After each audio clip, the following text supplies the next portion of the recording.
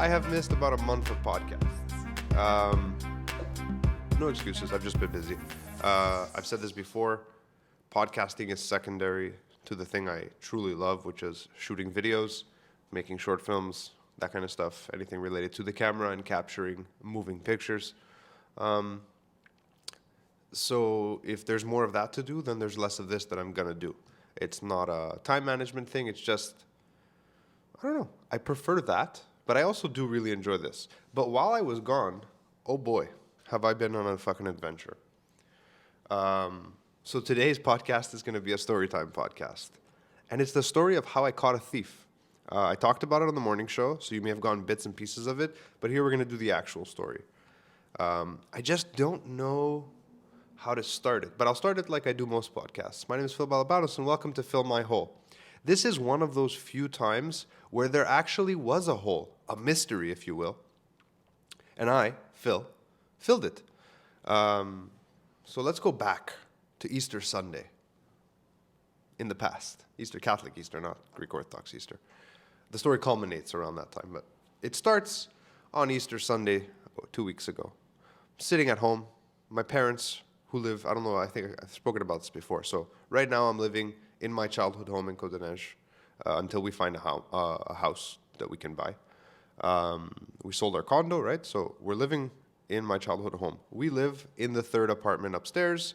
My parents and my grandparents live on the second apartment, well, not really the ground floor, but sort of the ground floor. And in the basement apartment, we have a renter. Nice guy. So my grandparents are home.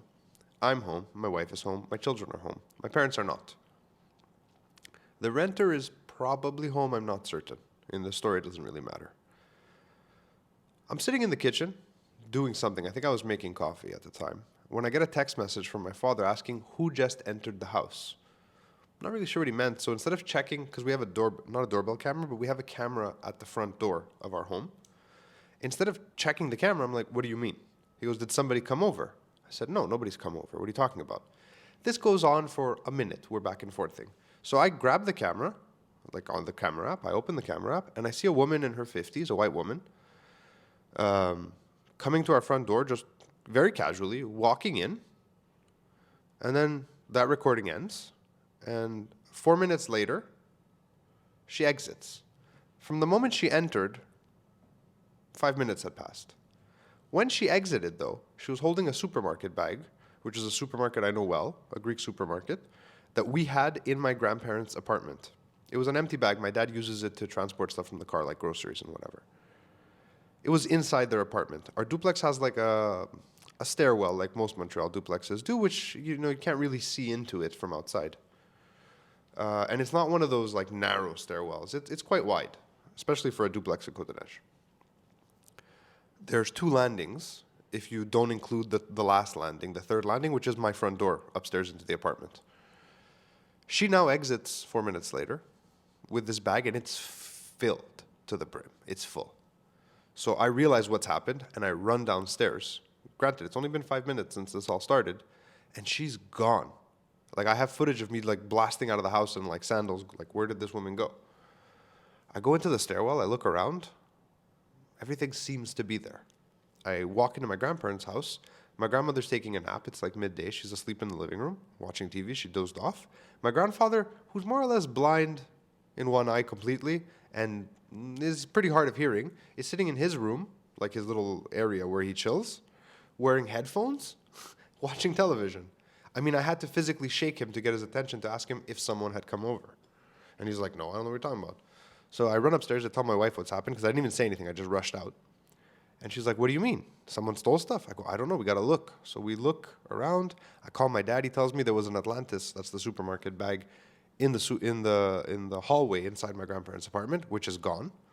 And we start looking around. We realize she stole, I mean, we still don't know if she stole more because we haven't figured it out yet. But she absolutely, with 100% certainty, stole my wife's Air Force Ones, which she loved, and are limited edition and they don't make anymore. And a pair of her, I mean, not a pair, but the pair of, like, work shoes she has, like these, like, suede boots from Aldo. These are like these are her 2 most worn pairs of shoes. Like, these are the shoes she wears. She has other shoes, but these are the ones she wears daily. And we start freaking out. We're like, this woman stole from us. And we realized that our deadbolt downstairs was not engaged. So, like, my grandfather goes for a walk a couple times a day. And he must have just pulled the door and not locked it. It happens sometimes. It's not the first time we've found the door unlocked. But this is the first time. I mean, I've lived there my whole life, less the 8 years where I lived with my wife in our condo. No one's ever broken in. We've had, I mean, it's good. There's been crime in the neighborhood, but no one's ever broken into the house. It's kind of mind-blowing. My daughter, who's 5, realizes what's going on because she's like paying attention while she's doing other stuff and realizes that someone has broken into our home. And she gets terrified, right? So I call the police. They say they'll send someone over. This is at like 11:30. I decide to cruise the neighborhood. I have a picture of her. So I cruise. I'm looking around for her. I don't see her. I initially thought maybe she was one of the like homeless people who lives at the park a few blocks away, but she didn't really look homeless. I checked it out. I saw the regular homeless people that I always see. I mean, I know them. They've been there. They don't cause trouble. They're just down on their luck, right? Cops don't show up till about 7 p.m. We fill out a report. By chance, the police officer is not only Greek, but distantly related to me. Never met him. My grandmother was very happy. I mean, she kissed the police officer. We're like fifth cousins. It was pretty funny, to be honest. And we chalk it up to just a crap story. And life goes on. But that night, my daughter freaks out. And she's scared that someone's going to break into the house. And I tell her, don't worry, we're here. Nothing's going to happen. There's not an evil person. There's just a mean person who likes to steal. I give her the whole dad talk. And I tell her, don't worry, as long as I'm around, no one's going to bother you. And she says, what if they come in and they cover my mouth? And I can't scream. And I talk her down, and I change the subject, and we talk about other stuff. And eventually she calms down and goes to sleep. For the next couple of days, she keeps bringing it up. Thursday that week, so just a few days ago, I decide after spending about 4 hours here working, I was editing and writing, that I want lunch, but I don't really want to eat lunch out. I'm just going to go home and have lunch. I never do this. I sometimes do this early in the week or on a Friday, but never on a Thursday. It's just, I don't know, Thursdays tend to be days where I get a lot done. But I mean, I was tired and I was hungry and I said, fuck it, I'm going to go home. So we live a couple of blocks from the intersection of Jean Talon and Côte des Neiges, right? It's, I don't know, it's like a 10-minute walk. It's a 2-minute car drive. I'm waiting at that light. If anyone's ever been at that light, it's an annoying light if you do have to take it, right? Because it's not very long and the turning lane, it's just a nightmare. So as I'm waiting, I'm like the 10th car waiting to turn left. My wife calls me and she says, where are you? And I can hear in her voice something's wrong. I go, why, what happened? Now, I know that my daughter, my older daughter, is home that day because she had a week off from school because of Greek Easter, because she goes to a Greek school. So I'm like, what's wrong? Did something happen? Did she hurt herself? She goes, no, she tried again. I go, what do you mean? She goes, that woman, she came back and tried to get into the house. I saw her on the camera. And I said, okay, when did this happen? She said, it just happened. Like seconds ago. I go, get out on the front balcony. I'm a few blocks away. Keep an eye on her. Let's see where she goes. So my wife says, okay. So she jumps out on the balcony. My daughter's, this is the best part of the story. My daughter's on with her, right? Like she's on speakerphone. And she's like, Daddy, who is this woman? I said, I don't know. And I hear her kind of going, She goes, Daddy. I say, yes, Leia. Do you have any enemies? And I was like, what do you mean? She goes, do you have any enemies? I go, I'm sure I have some enemies, but none of them who are middle-aged, like 50-year-old white women. But who knows? She goes, maybe it's one of your enemies. I go, I don't think so, Leia. I think it's just a person who likes to steal. Side note, that was just a random thing. She said it was cute.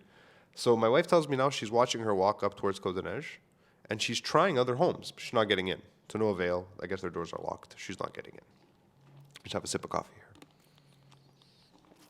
So my wife says she's gotten to the corner of the street, and I go, okay, listen, I've in the meantime missed my light because it's just long, and I'm like, this woman's going to get away. I got to catch her. Where's she going? She goes, she's turning left. I go, perfect. She's coming my way. I can intercept her. I hang up with my wife. I call 911. I give them the file number from the report I made a few days prior. I tell her, look, the suspect has returned. She's attempted to gain entry into my home again. I know where she is. I don't have eyes on her yet, but she's between these two blocks because based on where she was a minute ago, her age, lights, that's about where she is, So she goes, do you see her? I go, I don't. And as I say I don't, in that moment, the 165, the bus is pulling up to the bus stop near my home. like on the corner of the street. And I see her getting on because my wife has sent me a screen grab from the video. And I tell them, I see her getting on the 165 bus going southbound, up Côte des Neiges, up the hill. This is the bus number because they all have those VIN numbers in the back. I'm following her. She goes, what do you mean? And this is exactly what I told the dispatcher. She goes, listen, I don't have a police officer nearby. I go, I understand. I'm in lukewarm pursuit. I'm not going to engage. She goes, look, I have to tell you not to follow. I said, I understand. And I have to tell you that I'm going to just follow anyways. I go, I will not interact with her, but I want to know where she gets off so I can tell you guys. She's like, look, again, I have to tell you not to do this. And I say, too bad. I understand that you have to tell me, but I'm still not going to do it. So I start following this bus. And at every bus stop, I pull up behind it, pop my head out of my passenger side window, make sure she's not getting off. We do this for, I don't know, 3 kilometers, like maybe 6 stops. We're at the top of Côte des Neiges now, like near the oratory. And the police call me, like the patrol car calls me and says, where are you? What are you doing? What's happening? So I tell them what's going on, that I'm following the bus. And they go, okay, perfect. We're going to go to your home and take your wife's statement. I go, listen, you don't need to take my wife's statement. She didn't see anything with her eyes in terms of the break-in. She saw other stuff, which you can get after. But the actual attempt, I have on video with me. She sent it to me. They're like, yeah, well, listen, we have protocol. We have to. I say, I understand. And as I say that, she gets off the bus. So I tell them, fuck everything. Get here now. I'm at this address. I give them the address. She's going into like a building with a bunch of clinics in it. I know this building. Get here. How fast can you get here? I have eyes on her. They tell me, no, we have protocol. We have to go take your wife's statement. I said, okay, cool, I understand. I wasn't about to fight with them. I go, I get it. You guys go take the statement. I'm going to go get this bitch. They're like, what do you mean? I go, well, I don't know. I'll corner her somewhere, and I just won't let her leave until you guys get here. I assume that if I interact with her and there's potential for violence on either side, you'll show up faster. He's like, don't do anything. We'll be there in 30 seconds. I hear the sirens go off. They were just around the corner, right? It's Côte des Neiges. There's always a cop around somewhere. They patrol. So they show up 30 seconds after she's entered the building. They come talk to me. They're like, where is she? What is she wearing? I describe her. I describe what she's wearing. I tell them what happened. I show them the video from the Sunday, which was the Easter Sunday break-in. I show them the video from today. They have a clear view of what she looks like. They say, okay, listen, we're going to go upstairs. If she comes out, do not engage with her. I said, that's fine. I go, but what if she comes out and you're not here? Should I stop her? They're like, absolutely not. I go, I heard you. Probably going to stop her anyways, but yeah, you guys do your thing. So I had always suspected that this woman was unwell. Like, I'm not under some impression that I was chasing some kind of supervillain. But she stole from us, and the only real victim of the crime was my wife, and I was pretty pissed off about it. I was pissed off that she stole something that upset my wife, that made her very sad. I was also pissed off that she scared my kids. But at the same time, I can tell from the video, I also spent a lot of time working, like I spent years working at the CLSC in Côte des Neiges. Like, I dealt with a lot of people who were unwell, mentally unwell, right? Who had their own set of issues. I could tell. Like, I had no intention to hurt this woman. I had no intention, but I wanted her at least to be caught so I can get my stuff back. Also, how often does someone commit a crime and you can catch them yourselves, right? There's something about that. Like, I had been anxious for days after it happened. I wasn't scared. I was so angry. It's such a violation of your privacy for someone to enter into your home, right? So they go upstairs. I'm waiting. My wife calls what's going on. My dad calls what's going on. Random client calls. I tell him, yo, I can't talk. I'm chasing a fucking criminal. Like, I'm fucking Batman right now. I can't talk. Let's talk later. So, I don't know, maybe 6 minutes, 7. It felt like 30. They come out with her. Not in handcuffs, but like they've taken her stuff away from her. Like, she had a big jacket on. She was wearing, and I don't know if I'll do this. I might actually run the footage of her while I'm doing this story for anyone who's watching and not listening. I will blur her face, just like, I'm not going to be a dick about it. But I can't even describe how she was dressed because she was wearing the craziest fucking high-top sneakers. Like the kind you see on a basketball star. Like, they were wild, like all kinds of colors, brand new. They clearly weren't hers. Nothing on her person was hers. When they brought her out and they put her in the backseat of the car, they came over to show me what she had on her, like her ill-begotten gains of the day. My stuff were not amongst them because, I mean, that was Sunday and this was Thursday. She's been doing other stuff. She's busy. But, like, we're talking about, I inadvertently caught, like, a career klepto. Like, this woman had so much stolen stuff on her. She had this plastic bag They pulled out like purses and wallets and shoes, and it looks like she goes into duplexes and triplexes and she steals from the entryway, right? She's not. I mean, in our case, she entered my grandparents' apartment thinking it was empty, and then probably panicked and grabbed that bag to steal, to use as her like vessel for stolen stuff. But she's an entryway. She's the triplex transgressor of Codenerge. That's what I've been calling her. So they put her in the car. She doesn't see me. I mean, I'm off to the side a bit, wearing a fucking sunglasses, a hood, and the police had asked me to keep my mask on when I interacted with them. So basically, all that she could see of me was my nose, right? So it's not like she can see me. And they asked me, is any of this stuff yours? So we go through it. I'm like, no, unfortunately not. And she had been upstairs at a clinic, I guess, going for an appointment or something. I don't really know. But she had so much stuff on her. And even her clothing, you could tell it wasn't hers. Like, it was stolen because it was brand new, but clearly not for her. Like, it looks like she stole it from like a 14-year-old boy, all the clothing. And they put her in the car and they tell me, they go, look, what do you want to do? I go, what can I do? They're like, do you want to press charges? I go, can't you guys just do that? Like, you caught her, like, we have her on video. Like, I don't want to implicate myself if I don't have to. They're like, no, you have to press charges if you want her to go before a judge. I said, look, she seems unwell. I feel kind of bad. I just want my stuff back. Like, I don't want to fucking ruin this woman's life. He goes, if you don't do anything, we're just going to let her go right now. But if you press charges, she'll go before a judge. Knowing the system, she'll probably be out in a few days with conditions, like she has to seek help and see a specialist. And I'm like, okay, I like those things. Let's do that. So I said, okay, I'll press charges. And I wait a bit, and they drive off. And about an hour later, a police officer comes to my home so he can take my statement. And I tell him, I go, I don't want this woman to like go to jail forever. Like, that's clearly not the solution here. But like, if she does need help, like, I'd like for her to get help. I go, again, all I really care about is get a warrant, get my stuff back. Like, I know it was her. Go get my shit. So they explained to me how things work, which I kind of already knew. And he tells me it's a one-off. It's probably her first offense as far as we can tell. I'm like, well, no, it's just the first time someone caught her because I have a camera. He goes, you're probably right, but at the same time, just because someone's crazy doesn't mean they can go around and break the law, which I agree with. But there's a part of me that knows that this is not a solution, right? So I fill out my statement. I tell them what happened. I mean, it's a bulletproof. In terms of her stealing, for me, it's bulletproof. We have her on video. We have everything. And then there's the second attempted break-in. And then there's my wife's statement where she witnessed her try to break into other homes. So this is not a one-off thing. She's not just targeting my home. She's like trying to break into homes. So he tells me that if they suspect that this may be a serial occurrence, like it's happened before, that they will open up a further investigation. At that point, they will get a warrant, enter her home, and see what's in there. But as of today, she was, brought before a judge. She was arraigned, and she got the condition to her release is that she gets help, and she cannot come within, I don't remember how many kilometers, of my home address. Now, this is fucking stupid, because she did not know who caught her. She did not know where she got busted. She never saw me. But now she knows I'm the one who fucked her. Which there's a part of me that's happy about, because I know she knows it was us and she won't fuck around. But there's also a part of me going, how crazy is this woman? Like, is she just going to show up at my house now? I mean, if she does, she's going to jail for a very long time, because that's a different kind of crime. It's a violation. But at the same time, like, I didn't want her to know. I like that I sneaky caught her. But the system is not perfect, that's for sure.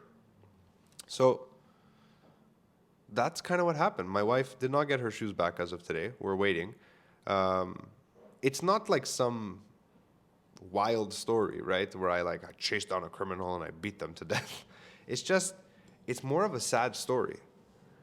But it does feel good. Like someone did something to us and I caught them, and it feels great. There's also the underlying fact that she was not well.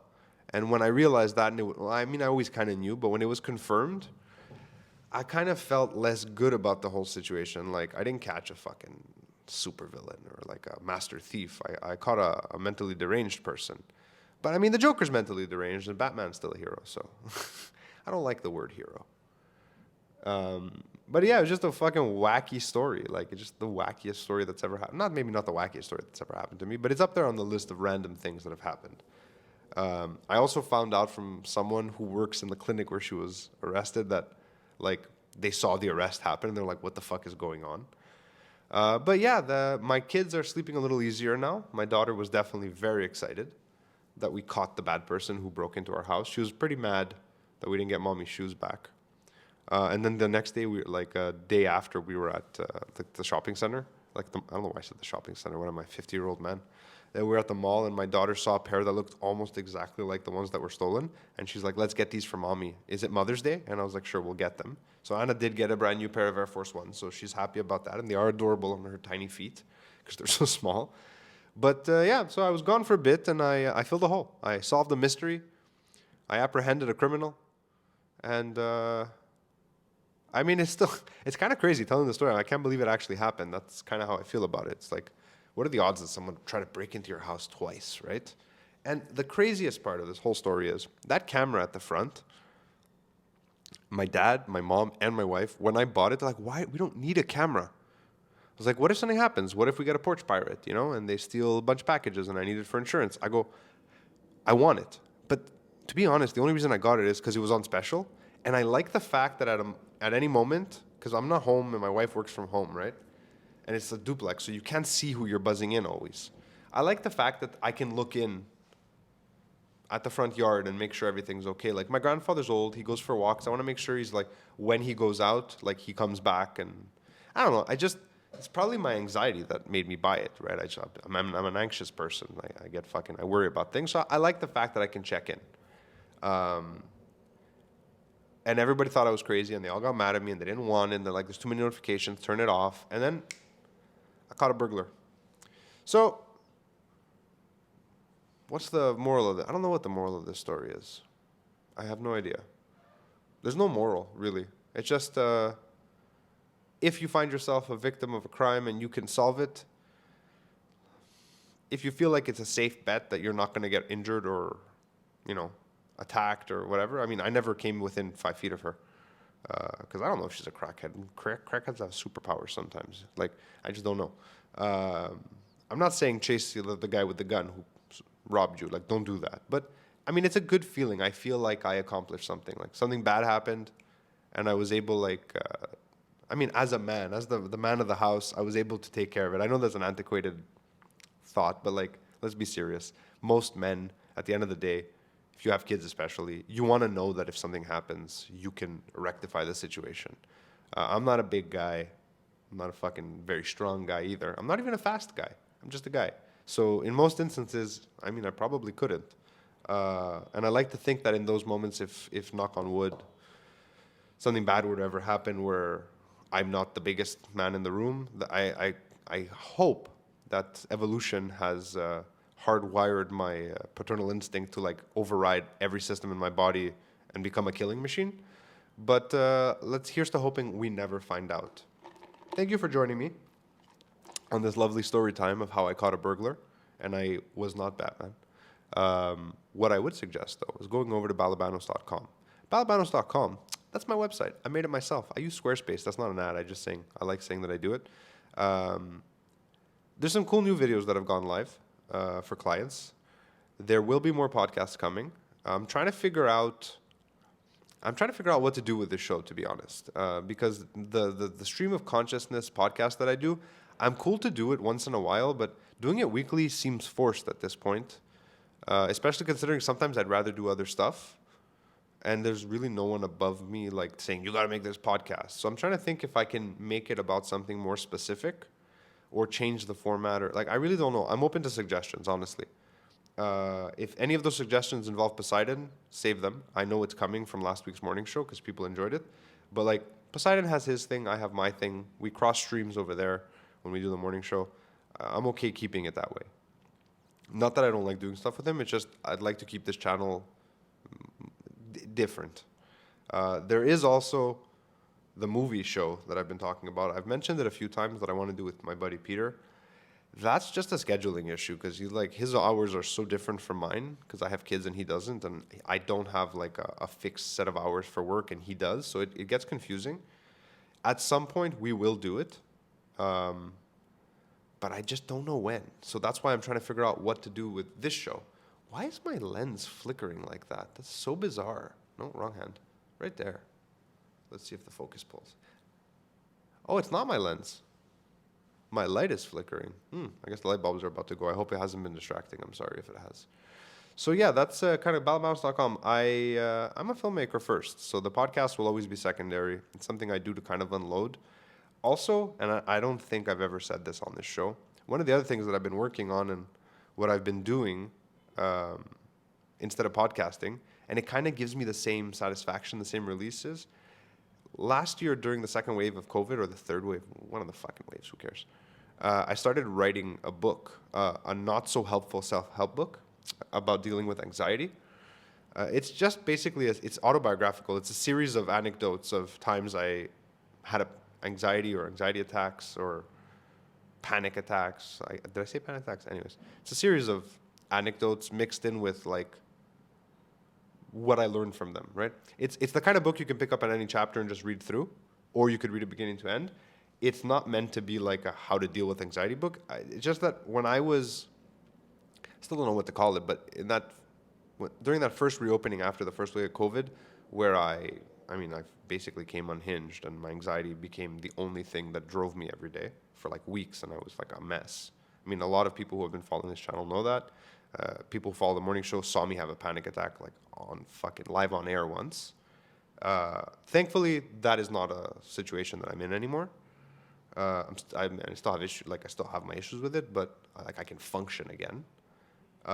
One of the things that helped me is I had found this book which was written by a guy who had anxiety, and it was completely anecdotal. It was not a doctor. It was just his story.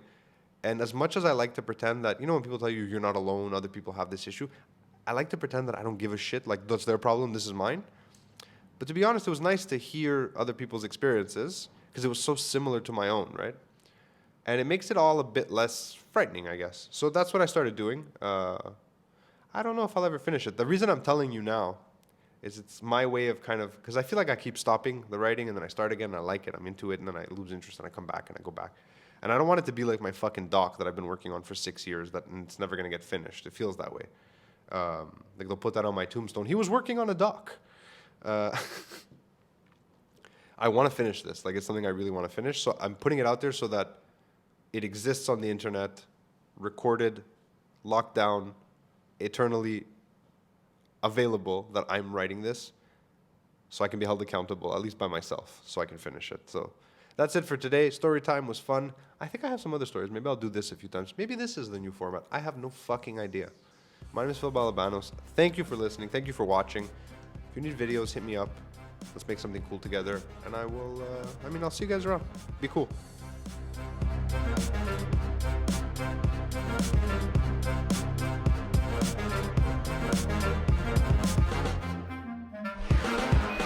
You've been listening to Fill My Hole. This podcast is available on YouTube in its full video form. If you're lazy and you don't want to Google it and you don't want to search on YouTube, balabanos.com, hit the podcast section. You can subscribe directly to the RSS feed there. My name is Phil Balabanos, and I'll see you next time.